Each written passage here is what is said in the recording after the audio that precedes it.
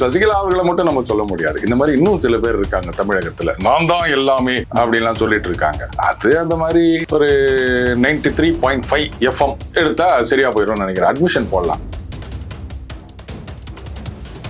இன்னைக்கு திமுக அதிமுக ரெண்டு கட்சிகளும் எடுத்துக்காங்க. விஜய் கட்சியை பத்தி பேசுறாங்க, தாவேகாவை பத்தி பேசுறாங்க, விஜய் அவர்களை பத்தி விமர்சனம் செய்யறாங்க. நாதாகா சீமானை பத்தி ரெண்டு தலைவர்களும் விமர்சனம் பண்றாங்களா? இத்தனைக்கும் ரெகக்னிஷன் வாங்கின கட்சி 8% மேல ஓட்டு வாங்கி தனியா நின்று சாதிச்சிருக்காரு. ஆனா அதை பத்தி யாராவது விமர்சனம் பண்றாங்களா? இது சீமானே கேக்குறாரு. 8% ஓட்டு வாங்கினவங்களை பத்தியே பேசல அப்படின்னும் போது 8 ஓட்டு வச்சிருக்கவங்களை பத்தி எல்லாம் பேசணும்னா இது உங்களுக்கே ஓவரா தெரியல? அதே மாதிரிதான் ஐயா நல்லக்கண்ணு அவர்களை பத்தி அவர் எளிமையும் செய்கிறார். இந்த சினிமாக்காரங்க சொல்றதெல்லாம் விட்டு தள்ளுங்க. இந்த எளிமைன்னு அவரை பத்தி சொல்றவங்க எல்லாம் முதல்ல கேட்கணும். அவரை பாராட்டுறீங்க, எளிமையான தலைவர்னு சொல்றீங்க, நீ எப்படி இருக்கு? அவரை பத்தி பேசுறதுக்கே உனக்கு யோகியதை கிடையாது. இவ்வளவுதான் நான் சொல்றேன். நம்ம சீமான் டெக்னிக் தான். ஒருத்தர் மறைந்த பிறகு நம்ம என்ன ஒன்னா சொல்லலாம், யார் போய் கேட்க போறாங்க? கிராஸ் வெரிஃபிகேஷன் பண்ண முடியாது. எல்லாம் சரிங்க, ரைட்டு, நீங்களே கூட சொல்லி இருக்கலாம். அதுக்கு என்ன பண்ண முடியும்? இப்போ ஓபிஎஸ் இதை நீங்க காம்ப்ரமைஸ் பண்ணிக்கிறீங்க. அவங்க அவமானப்படுத்தப்பட்ட போது நான் திரும்ப வருவேன்னு சொல்லி சவாலம் எடுத்துட்டு போய் அதை வந்தது அவங்களுடைய ஒரு அது என்ன பிரேவா இல்ல இவங்க சொல்லி அவங்க வந்தாங்கன்னா எப்படி ஒரு பிராக்டிகலா அவங்க உயிரோட இருக்கும்போது சொல்லி இருந்திருக்கணும். அப்ப என்ன நடந்திருக்கும் அப்படின்னு நம்ம எல்லாருக்கும் தெரியும். முதல்ல அமமுகலேயே அவங்கள சேர்த்துக்கல, அவங்க அதிமுக பொதுச் செயலாளர்னு சொல்லிக்கின்னு டிடிவி அவர்களை சேர்த்துக்கல. இதுல ஓபிஎஸ் சேர்த்துக்கினா இன்னும் ஒரு ஆச்சரியம் பாருங்க. இதுதான் அரசியல் அப்படின்றது. நிரந்தர நண்பனும் இல்லை, நிரந்தர பகைவனும் இல்லை அப்படின்னு எடப்பாடி அவர்களை சசிகலா அவர்கள் நாமினேட் பண்ணிட்டு போறாங்க. அவர் இன்னைக்கு அவங்களுக்கு எதிராக இருக்காரு. இவரு அவங்களால பதவியை விட்டு வெளில போனாங்க, அவரு இப்ப இவங்களுக்கு ஆதரவா இருக்காரு. என்னங்க நாங்கெல்லாம் என்ன பைத்தியக்காரங்களா? ஸ்பெக்ட்ரம் தமிழ் நேயர்களுக்கு வணக்கம். நம்மோடு அரசியல் விமர்சகர் டெய்லி பஞ்ச் அருண் இருக்கிறார். பேசலாம். வணக்கம். வணக்கம் ராம்ஸ். தமிழகத்தின் ஒரு மிகப்பெரிய பிரளயம் ஆரம்பித்திருக்கிறது. சசிகலா கட்சி ஆரம்பித்திருக்கிறார். சொல்லுங்க, நீங்களே பயந்துட்டீங்க. ஆமா, பிரளயம்னா பயப்படாம இருக்க முடியுமா ராம்ஸ்? என்ன சொல்ல வர்றீங்க? எதுக்கு ஆரம்பிக்கணும்? ஆல்ரெடி அவங்க அதிமுக பொதுச் செயலாளராக தானே இருக்காங்க. இல்ல அந்த டிவியில இதுக்கு முன்னாடி ஏதோ ஒண்ணு பார்க்கும்போது இது மாதிரி அவங்க பேர் போட்டு அதிமுக பொதுச் செயலாளர் அப்படின்னு வந்திருந்தது. கொஞ்ச நாளைக்கு முன்னாடி பார்த்த ஞாபகம். அப்புறம் அதை விட்டுட்டு ஏன் தனியா கட்சி ஆரம்பிக்கிறாங்க? காமெடி பண்றேன்னு நினைக்கிறீங்களா? நான் சீரியஸா கேட்கறேன். அது காமெடியா போச்சுன்னா அதுக்கு நான் பொறுப்பு கிடையாது. அப்போ அதிமுக பொதுச் செயலாளர்னு போட்டது காமெடியா? கட்சி ஆரம்பிச்சிட்டாங்களாம், பேர் வைக்கலையாம்.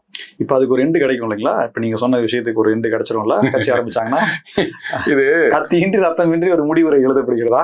இல்ல, நீங்க அப்படி பாக்குறீங்க. நான் எப்படி பாக்குறேன் அப்படின்னா, இன்னைக்கு நிறைய பேர் அது மாதிரி இருக்காங்க. அட்மிஷனா? நான் கூட இங்க வரத்துக்கு முன்னாடி நான் தான் மினிஸ்டர்னு சொல்லிட்டு இருந்தேன். இங்க அட்மிஷன் போடுங்க, குணப்படுத்திடுவாங்க வசூல் ராஜா MBBS. சசிகலா அவர்களை மட்டும் நம்ம சொல்ல முடியாது. இந்த மாதிரி இன்னும் சில பேர் இருக்காங்க தமிழகத்துல, நான் தான் எல்லாமே அப்படின்லாம் சொல்லிட்டு இருக்காங்க. அது அந்த மாதிரி ஒரு 93.5 FM எடுத்தா சரியா போயிடும் நினைக்கிறேன். அட்மிஷன் போடலாம். அது எலெக்ஷன் முடிஞ்ச பிறகு போடுவாங்க. இப்ப கொஞ்சம் பிஸியா இருக்கும். யூக செய்தியா இன்னொரு செய்தி வருது சார். என்னன்னா அவங்க என்டிஏ கூட்டணி உள்ள கூட வரலாம் அப்படின்றதுனாலதான் அடக்கி வாசிக்கிறாங்க, விமர்சிக்கல அப்படின்ற ஒரு கருத்து வைக்கிறாங்க. அதை எப்படி நீங்க எடுத்துக்கிறீங்க? ஒரு ஓட்டெல்லாம் நம்பி என்டிஏ கூட்டணி ஜெயிக்கணும்ன்ற நிலைமையில இல்ல ராம்ஸ். சரி, 3 ஓட்டா என்ன சார் நீங்க எப்படி? சரி, அவங்க சொந்தக்காரங்க எல்லாம் சேர்த்தா மன்னார் கூட்டையில என்ன ஒரு பாத்தீங்களா எத்தனை பேருங்க பேசிட்டு இருக்கும் போதே போயிட்டாங்க. நீங்க அதெல்லாம் சுட்டி காட்டுவீங்க. பட் இருந்தாலும் நான் சொல்றேன், உனக்கு ஒன்னா சொல்லு, ஒரு 2 லட்சம் பேரை நான் கூப்பிடுறேன், காசை மட்டும் குத்துரு, இன்வாய்ஸ் குத்துறேன், முன்னாடி ப்ரீ பேமெண்ட்டுப்பா, பின்னாடி எல்லாம் கிடையாது.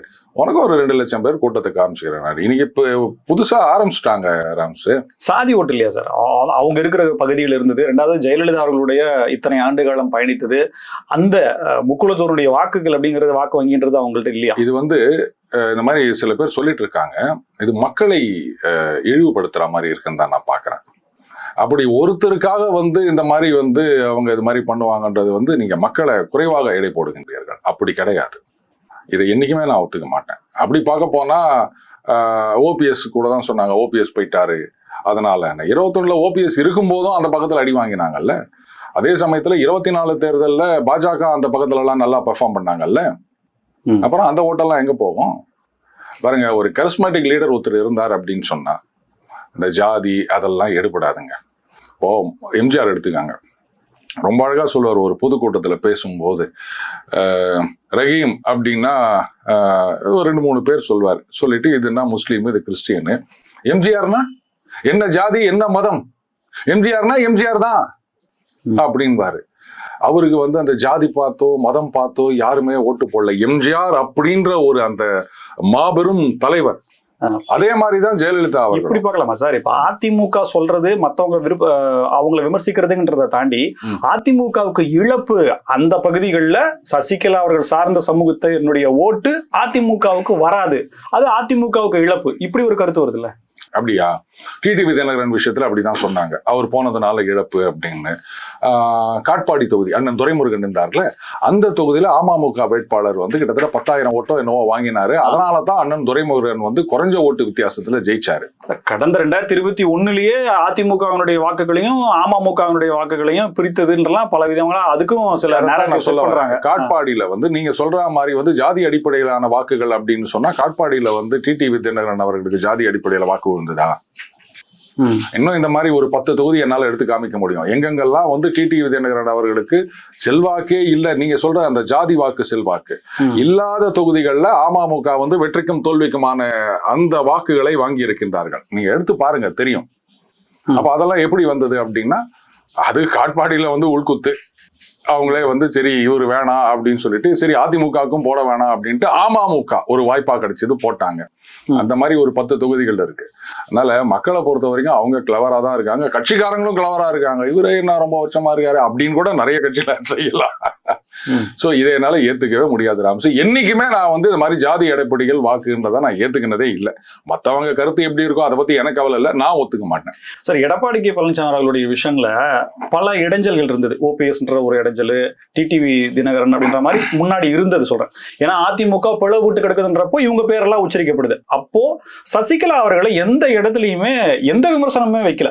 அதாவது விமர்சனம் வச்சாரு அப்படின்னா அது ரொம்ப ஒரு மாதிரி கருத்தாதான் இருந்ததுல விமர்சனமா அவர் வைக்கல. இப்போ இவங்க கட்சி ஆரம்பிச்சதன் மூலமா பர்மனண்டா ஒரு சொல்யூஷன் கிடைச்சி ஒரு ஃபுல் ஸ்டாப் வைக்கப்படுதா சசிகலா அப்படின்ற ஒரு இஷ்யூக்கு ஃபுல் ஸ்டாப் கிடைச்சிடும் அப்படின்றத எடுத்துக்கலாமா? இது பர்சனலி சக்சஸ் தானே? இது நீங்க சொல்லலாம் ஏன் வந்து அவர்கள் மீது விமர்சனம் வைக்கவில்லை அப்படின்னு. இன்னைக்கு திமுக அதிமுக 2 கட்சிகளும் எடுத்துக்காங்க. விஜய் கட்சியை பத்தி பேசுறாங்க, தாவேகாவை பத்தி பேசுறாங்க, விஜய் அவர்களை பத்தி விமர்சனம் செய்யறாங்க. நாதாகா சீமானை பத்தி 2 தலைவர்களும் விமர்சனம் பண்றாங்களா?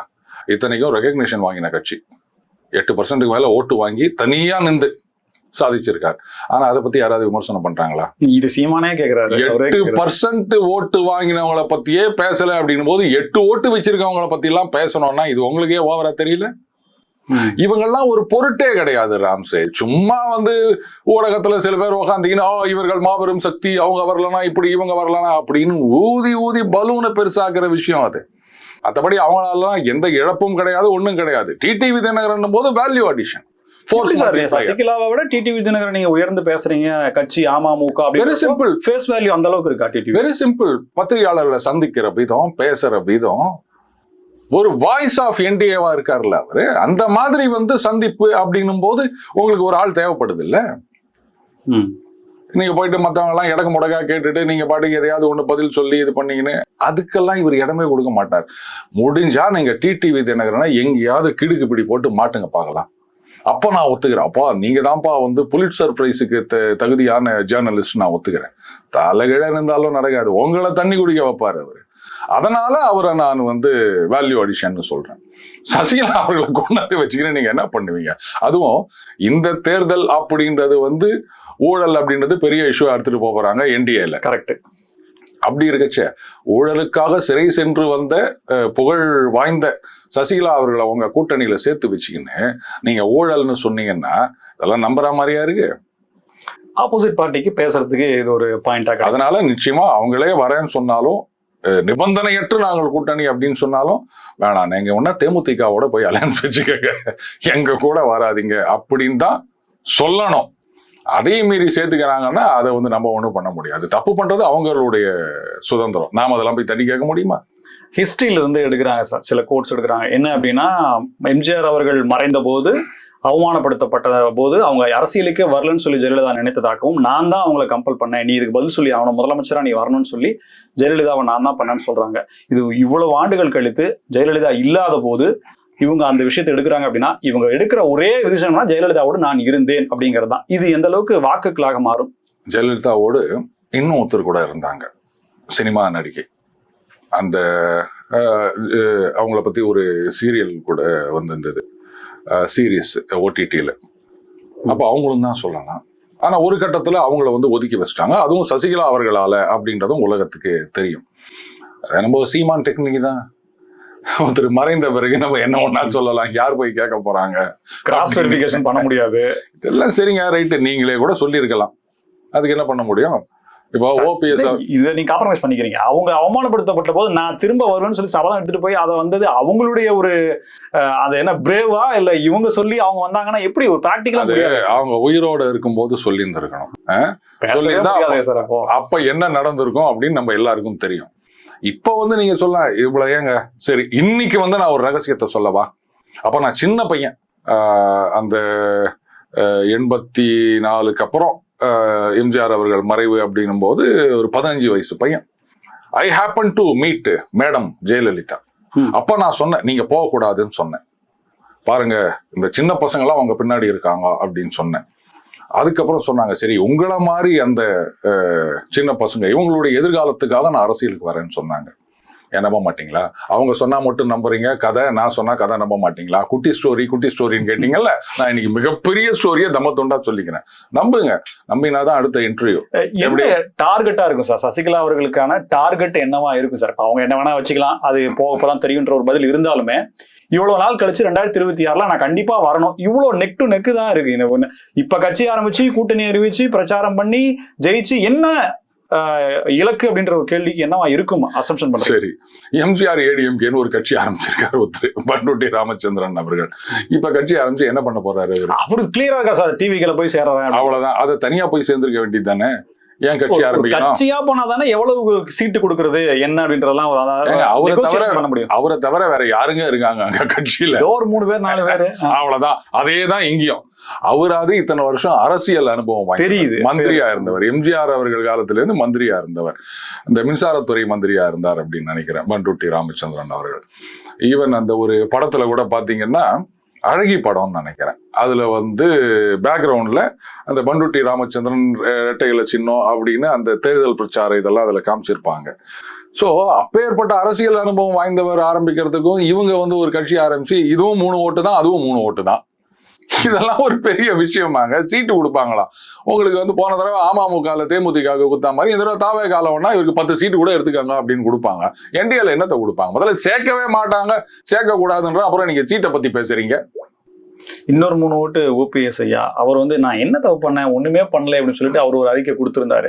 கனெக்டிங் டாட்ஸ் மாதிரி இப்ப இவங்க தனியா கட்சி ஆரம்பிச்சிருக்காங்க, OPSம் இருக்காரு, இவங்க 2 பேரும் சேரலாமே முதல்ல, ஒத்த கருத்துடையவர்கள் அப்படின்னு சொல்ற கேள்வி பொதுவெளியில வைக்கப்படுது. ஆனா அது நடக்கவே மாட்டேங்குது, சந்திப்பு கூட நடக்கலையே. அது என்ன மாதிரியான? முதல்ல அமமுகலயே வந்து அவங்கள சேர்த்துக்கல, அவங்க வந்து அதிமுக பொதுச் செயலாளர்னு சொல்லிக்கின்னு TTV அவர்களை சேர்த்துக்கல. இதுல வந்து OPS சேர்த்துதுன்னா என்ன ஒரு ஆச்சரியம் பாருங்க. இதுதான் அரசியல் அப்படின்றது. நிரந்தர நண்பனும் இல்லை, நிரந்தர பகைவனும் இல்லை அப்படின்னு எடப்பாடி அவர்களை சசிகலா அவர்கள் நாமினேட் பண்ணிட்டு போறாங்க. அவர் இன்னைக்கு அவங்களுக்கு எதிராக இருக்காரு. இவரு அவங்களால பதவியை விட்டு வெளில போனாங்க, அவரு இப்ப இவங்களுக்கு ஆதரவா இருக்காரு. என்னங்க நாங்கெல்லாம் என்ன பைத்தியக்காரங்களா? இதுல முதுகுல குத்திட்டார் அப்படின்வாங்க. இதான் நான் ஒத்துக்க மாட்டேன். அரசியல்ல இப்படிதாங்க, இப்படி ஒருத்தர் இது பண்ணிதான் மேல பதவிக்கு வரணும். இதெல்லாம் ஒரு விஷயமா முதுகுல குத்துறது அப்படின்றது? இதை நான் என்னைக்குமே ஒத்துக்க மாட்டேன்னா, இன்னைக்குன்னு இல்லை என்னைக்கு ஒன்னாலும் பாருங்க. நான் தான் சொல்ல, துரோகம் அப்படின்னா அரசியல்னா இப்படிதாங்க, அதான் அரசியல். அப்புறம் பாட்டுக்கு வந்து ரைட்டு நீங்க வெளில போன்னு சொன்னா போனோம், உட்காரணும் இப்படியே இருந்திருந்தா அது ஒரு தலைமைக்கு அழகு கிடையாது. இப்படி எல்லாம் பண்ணி இது வந்து இன்னைக்கு இல்ல, அரசர்கள் காலத்துல இருந்தே இந்த மாதிரி நிறைய நடந்திருக்கு, நம்ம பாக்குறோம். இதெல்லாம் நான் துரோகம் சொல்ல மாட்டேன். இது துரோகம் அப்படின்னா வந்து சினிமால வில்லனோட கொகைக்குள்ள ஒரு மறு வச்சுக்கின்னு ஹீரோ போயிட்டு பாட்டு பாடி இது பண்ணிட்டு வருவாரு, அப்ப அது துரோகம் இல்லையா? அரசியல் இப்படிதான் இருக்கும், அப்படித்தான் மேல வரணும், சும்மாலாம் வர முடியாது. பரப்பனப்பா அக்ரஹாரா சிறையில நான் இருந்தது எனக்கு சேஃப்டி, ஒருவேளை தமிழ்நாட்டுல இருங்கன்னு சொல்லி மாத்துங்கன்னு சொல்லி நிறைய பேர் சொன்னாங்க. நான் மாத்தல, அது மாத்த வேண்டாம்னு சொன்னது தெய்வாதீனமா போச்சு அப்படின்னு சொல்லி ஒரு அசாசினேஷன் கம்ப்ளைண்டா அவர் வைக்கிறாரு, சசிகலா மேடம் வைக்கிறாங்க. இது என்ன மாதிரியான குற்றச்சாட்டு? இது இதுல மக்கள் மத்தியில எடுபடுமா? அது என்ன குட்டி ஸ்டோரி கேக்குறீங்க? இவங்க வந்து அடிச்சு விட்டுனுக்குறாங்க நிறைய ஸ்டோரி. இதையும் நம்புறதுக்கு ஆள் இருக்குன்னா அப்புறம் சொல்ல வேண்டியதுதான். இதெல்லாம் ஒரு இஷ்யூவாங்க. இது வரைக்கும் அவங்க வெளில வந்த பிறகு ஏதோ 1000 காரோ என்னவோ எல்லாம் வந்தது அப்படின்னு சொன்னாங்க. அது வேற கார் மாத்தி கார் வந்தேன் அப்படின்லாம் வேற சொன்னாங்க. யாருமே வந்து அவங்கள கண்டுக்கவே இல்லைங்க. இத்தனை நாளா தமிழகத்துல தானே இருக்காங்க. எடப்பாடி அவர்கள் ஆட்சியில இருக்கும் போதும் இங்கதான் இருந்தாங்க. இப்ப திமுக ஆட்சி வந்து 5 வருஷமும் இங்கதான் இருக்காங்க. யாராவது நீங்களே முதல்ல கேட்டீங்க அவங்கள பத்தி விமர்சனமே வைத்தது இல்லைன்னு.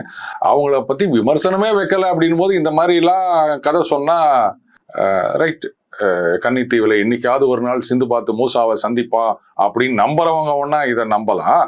எங்களுக்கு எல்லாம் கொஞ்சம் விவரம் தெரிஞ்சிச்சு, நாங்க நம்புற மாதிரி இல்லை. ஜெயலலிதா அவர்களிடம் இருந்த பல வகையான ப்ராப்பர்ட்டிஸ், இப்போ என்னன்னா கொடநாடுல இருந்த இது, அப்புறம் போயஸ் கார்டன் வீடு, இன்னும் பல விஷயங்கள் எல்லாமே இப்போ சர்ச்சைக்குள்ள இருக்கு. அதுக்கான ஃபைன் அப்படின்றதும் போயிட்டு இருக்கு.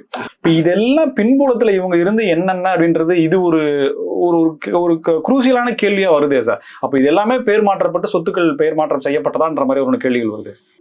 இல்ல, அவங்களுடைய சொத்துக்கள் கூட வந்து பல 100 கோடிகளோ 1000 கோடிகளோ முடக்கப்பட்டதுன்னு ஏதோ ஒரு செய்தி பார்த்த மாதிரி எனக்கு ஞாபகம். அது என்ன ஆச்சுன்னு தெரியல. இதெல்லாம் வந்து எதுல கொண்டு போய் சேர்த்துப்பீங்க? இதுக்காக தான் நான் சொன்னேன் அவங்கள என்டிஏல சேர்க்கறது அப்படின்றது வந்து சொந்த காசுல சூனியம் வச்சுக்கிறது அப்படின்னு. பாருங்க, ஒரு ரெலவன்ஸ் வேணும், மக்கள் வந்து முட்டாள்கள், அவங்க நம்ம என்ன சொன்னாலும் கேட்டுக்கின்னு நமக்கு ஓட்டு போடுவாங்க அப்படின்னு நம்பிக்கின்னு அவங்க பாட்டுக்கு அடிச்சு விட்டுனுக்குறாங்க. அதெல்லாம் அப்படியே தள்ளி வச்சுட்டு போயினே இருந்தீங்க. இன்னும் அதிமுக பொதுச் செயலாளர் நான் சொல்லிட்டு இருக்காங்கல்ல, அந்த மாதிரியே நினைச்சுக்க வேண்டியதுதான். அது அவங்க டிவியில கொஞ்ச நாளைக்கு முன்னாடி பார்த்தோம். நீங்க பாத்தீங்களா? இதுக்குதான் எல்லா டிவியும் பார்க்கணும்ன்றது. தோழர் நல்லக்கண்ணு இப்ப இல்ல, எந்த தேர்ந்தெடுக்கப்பட்ட அரசியல் பொறுப்புலையும் அவர் இல்லைனாலும் எல்லாராலையும் மதிக்கப்படக்கூடிய, இன்னும் சொல்ல போனால் திரைத்துறை முழுவதுமாக ஒரு மதிக்கப்படக்கூடிய நபராக இருந்திருக்கார். நல்லக்கண்ணு ஐயா அவர்கள் பற்றி உங்களுடைய நினைவுகள்? பாருங்க, அவரு தனி வாழ்விலும் சரி பொது வாழ்விலும் சரி ஒரு எளிமையான வாழ்க்கை முறை கடைபிடித்தவர், அதுல எந்த சந்தேகமும் கிடையாது. ஆனா பதவியில இருந்தும் இதை விட எளிமையாக இருந்தவர்.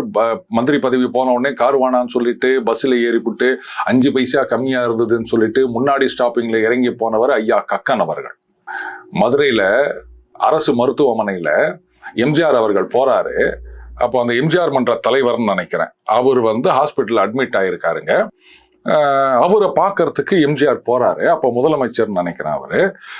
அப்போ அந்த அங்க துப்புரவு பணியாளர் இருக்கார் இல்லையா, சுகாதார பணியாளர், அவரு வந்து சொல்றாரு, ஐயா முன்னாள் மந்திரி ஒருத்தர் இங்க இருக்காரு அப்படின்னு. உடனே அங்க இருக்கிற டாக்டருங்களுக்கே தெரியல யாருப்பா அது முன்னாள் மந்திரி அப்படின்னு.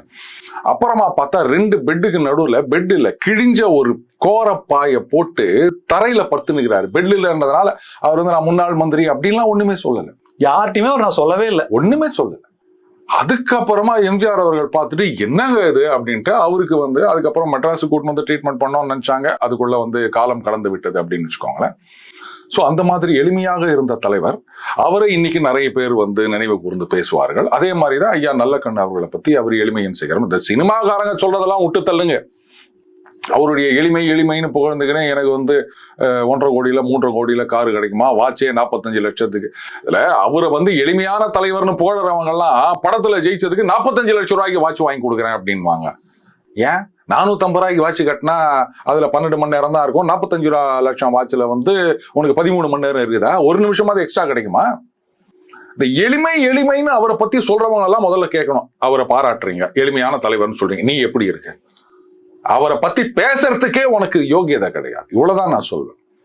நீங்க ஒருத்தர் ஆஹா அவர் எப்பேற்பட்ட மனுஷன் தெரியுமா, அப்ப அவரை மாதிரி நடக்கிறதுக்கு கொஞ்சமாவது முயற்சி எடுக்கணும். ஆனா அவரை விட்டு அப்படியே உள்டாவா நான் இப்படித்தான் வாழ்வேன் அப்படின்னு சொல்லிட்டு அவர் எளிமை, நீ இருந்து காமி, உன்னை யார் தடுத்தாங்க? அதனால இந்த புகழறதெல்லாம் வந்து கரெக்ட், புகழ்ந்துனே இருக்கலாம். சரி, அப்ப வந்து அவருக்காக யாராவது விட்டு கொடுத்தாங்களா? இப்படிப்பட்ட ஒரு தலைவர் அவர் வந்து சட்டசபையில வரணும், அவருடைய குரல் ஒலிக்க வேண்டும் அப்படின்னு யாராவது செஞ்சாங்களா? இருக்கிற வரைக்கும் ஒருத்தர் ஒரு பயம். இதுல இன்னொன்னு கூட படிச்சேன். அவரே வந்து ஏதோ ஒரு தொகுதியில போட்டி போடும் போது திமுகவை அவரை எதிர்த்து, ஏன்னா கம்யூனிஸ்ட் 2 பக்கமும் மாறி இருந்திருக்காங்கல்ல, அதெல்லாம நம்ம பார்த்திருக்கோம். நல்ல நோய் தோற்கடித்த திமுக. அதுவும் அப்புறம் இன்னைக்கு வந்து நீங்க அவரை புகழ்றீங்க, உங்க கூட வந்து சேர்ந்தா நீங்க புகழ்வீங்க, இல்லைன்னா இப்படி பண்ணுவீங்கன்னா என்ன அர்த்தம்? ஒருத்தர் வந்து காலமாகி விட்டார் அப்படின் போது அவரை பத்தின நல்ல விஷயங்களை பத்தி தான் பேசணும். அதுதான் நம்மளுடைய மரபு. அண்டு ஐயா நல்லக்கண்ணு அவர்களை பொறுத்த வரைக்கும் இன்னும் அதை ஒரு துண்டு ஒரு சொக்கா வேட்டி அப்படியே இருந்தவர். அவரு உண்மையான கம்யூனிஸ்டவாதின்னு சொல்லலாம். இன்னைக்கு இருக்கிற கம்யூனிஸ்டுகள் கிடையாது.